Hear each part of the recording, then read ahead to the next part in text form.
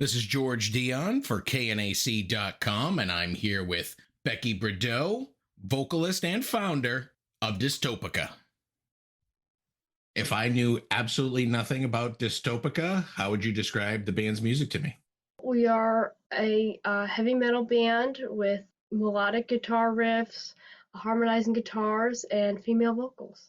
And how did you guys first get together? I know you've been around since 2019, but how did you bring in the principal members of the band? I met Eric at a previous recording studio. I was looking for a drummer, and the guy knew someone, and I met Eric, and he's great.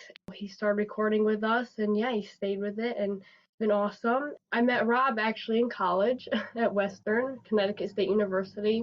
Now, does Rob handle the guitar and the bass guitar? Because I noticed you don't have a bass player. Yeah, it's a good question. So we actually, it's funny because we don't have a bassist, but we do have work with a session bassist. The EP, our producer actually played bass on it. Previous EP, we had a session bassist play bass. When we do live shows, we are going to have a bassist joining, obviously. A local Connecticut musician who's awesome. But we also have two guitar parts in all our songs. So Rob plays both of those. And live, we will have a second guitarist.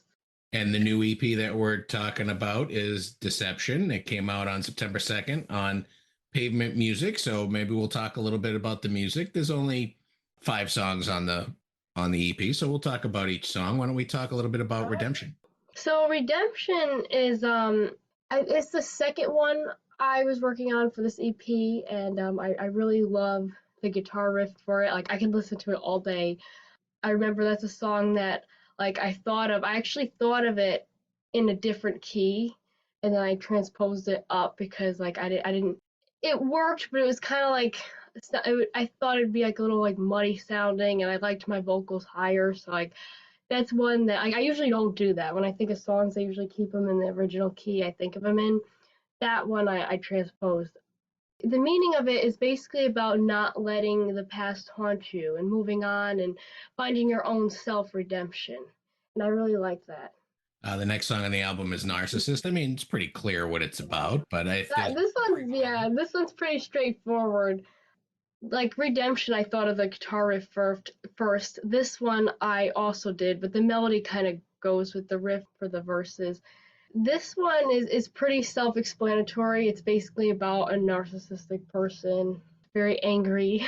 Well, I would imagine you'd know a lot of narcissists in the music business, but probably also. Yeah, I think a lot of people can relate to that. Absolutely. The next song on the EP is For You.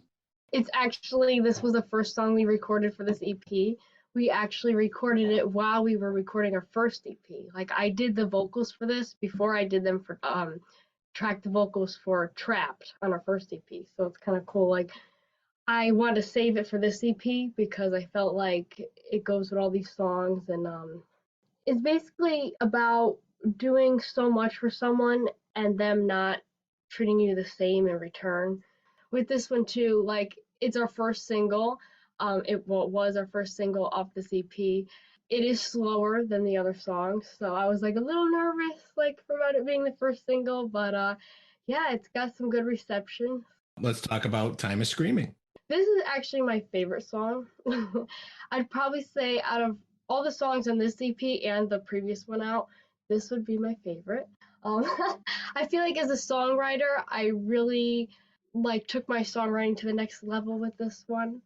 It's got a lot of it's progressive. It's got some nice time changes going on in the bridge, and it's mostly in 7, so it's in 7/4 for all the verses and the chorus and stuff. This is basically about time healing all wounds. The lyrics are more metaphorical on it because it's kind of got this weird sound to it musically. It's a great song, and so is the final track on the album, Not Enough. Yes, this is another angry one, like Narcissist.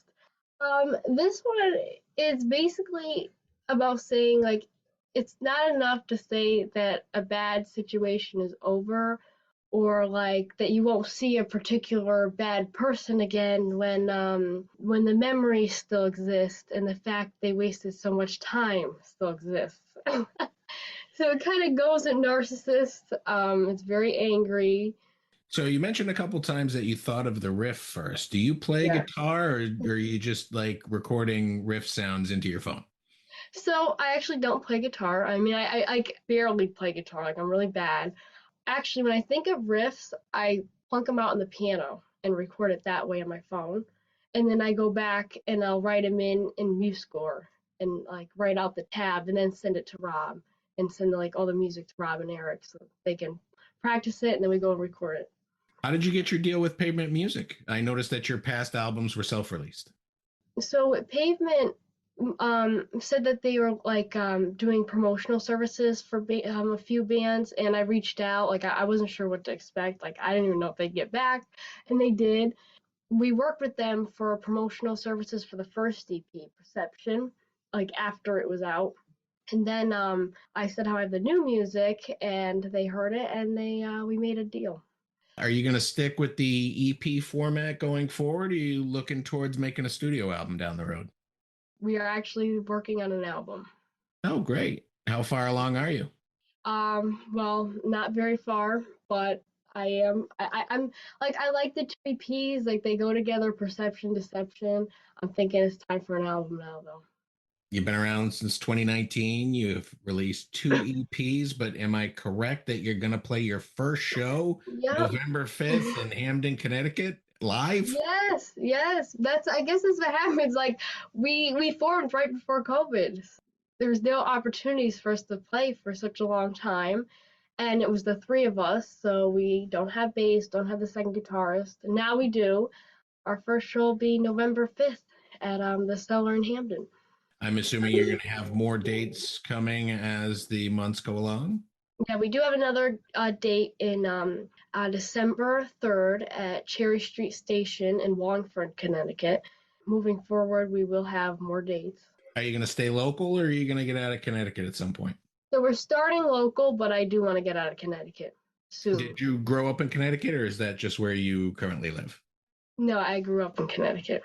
Is there anything special about the Connecticut rock scene? I know I'll tell you here in Massachusetts, most of the bands around here are top 40 cover bands, and that's really what people want. So is it tough having an original band in the rock scene in Connecticut?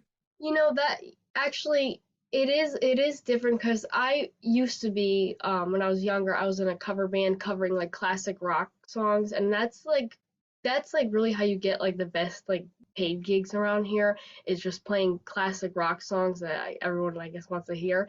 When it comes to original music and metal, it is harder, but there are a lot of local great local venues and great local bands. So there is a scene here. It's just not as prominent. Who were some of the artists that kind of influence your songwriting? Well, my favorite band is Iron Maiden, Oh, and they definitely influenced my songwriting a lot. I love like how the guitar riffs, like you got instead of like the rhythm and lead, they have like the two leads, like both solo, and then they got like the riffs are harmonized, which is what I do in our songs. We have all the harmonized riffs. As a vocalist, I love Bruce Dickinson. He's like he's my favorite metal vocalist, and I just love his voice, and I look up to him. Another band that actually influenced me my music a lot is Mastodon. When I first heard them, I heard I heard the album Once More Around the Sun, and I was just like, I love this so much. I love how they also have that the harmonized riffs and stuff, but they're more progressive, like they have prog elements going on and like more modern elements, and I really love that. I just started listening to Mastodon recently. I always thought they were a heavy metal band like death metal, and I was so surprised at the progressive aspect of their band. Oh yeah, like Crack the Sky. I love that album. Have you had the chance to meet anyone from Mastodon or Iron Maiden? Iron Maiden, yes. I met Bruce Dickinson at a book signing back in 2017. He was really nice. Like I didn't have a lot of time to talk. I just kind of like quickly said like Iron Maiden is my favorite band. And, well, like like quickly got out that like he's my favorite vocalist or whatever. And yeah, I don't he seemed really nice to me. So you fangirled out. Is, oh, I love you Yeah, so much. that's what I always do. I mean, he's like, yeah, whenever I meet like a band that I love, I just like I have all this stuff I want to say in my head and I just spit it out. Nothing wrong with it. I will say I did that with Disturbed and they called me on stage. Probably, well, that is the best experience meeting a band because I met them and I said all this stuff and they're like, "You want to take your picture now?" I'm like, "Okay." And then they during the show they called me and my friend on stage and they had me sing some. Oh, that's awesome. That was just it's an amazing experience. They're so nice. Oh, that's a great And I story. will say also I love Disturbed and they also David Draymond is also one of my favorite vocalists. Not to get too politically correct, but what do you think of the term female fronted band? They don't call regular bands male fronted. I think that there's a plus and a minus. I mean, we know you're singing in the band. We can hear your voice. We can see you. What do you think of kind of that label? Is it good? Is it bad? Is it just something you got to live with? Personally, like I don't mind it. I mean, it is what it is. I mean, I don't. I kind of look at to me. I mean, female fronted bands and not like just regular like male fronted bands. It's like I don't really me being a woman. I don't see a big difference. Like so. But I don't mind the term. I do hate it when people like look at me and like, oh, you don't know metal. Do you have anything special for this first show planned?